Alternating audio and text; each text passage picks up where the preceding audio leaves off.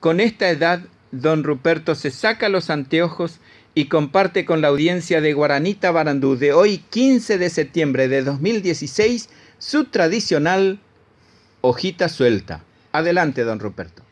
Y como incorporado, hoy tuve el honor de ascender a 4º grado primario, que para mí va a ser inolvidable. Bueno, ahora leo mi hojita suelta. Programa Guaranita Barandú del profesor Fariña, por LT17 Radio, provincia de Misiones, Posadas, República Argentina. Mi pequeño comentario: la resurrección de una raza. Los guaraníes guardan el secreto de su origen y nacimiento en una larga noche. ¿Por qué no comparar con la bellísima colección de cuentos árabes de las 1001 noches que leíamos cuando niños en las escuelitas del campo? ¿Cuántos milenios pasaron cuando ellos vivían en forma cotidiana y original con su cultura y lenguaje natural?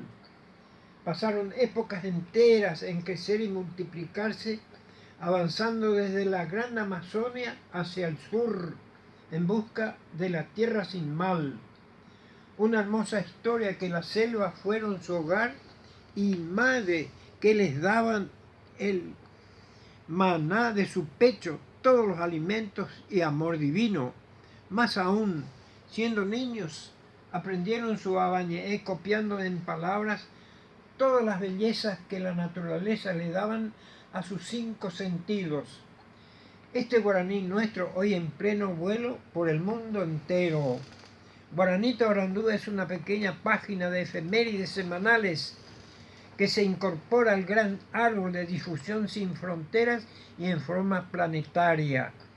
Es un pequeño premio de honor que otorga esta maravillosa civilización moderna a sus hijos originales que nunca morirán.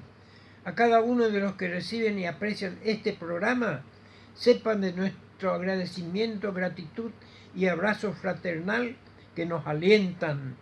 Un abrazo muy fuerte a nuestro auspiciante Sicto Fotografía, por LT17 en nuestra radio abierta. Muchas gracias, Ruperto.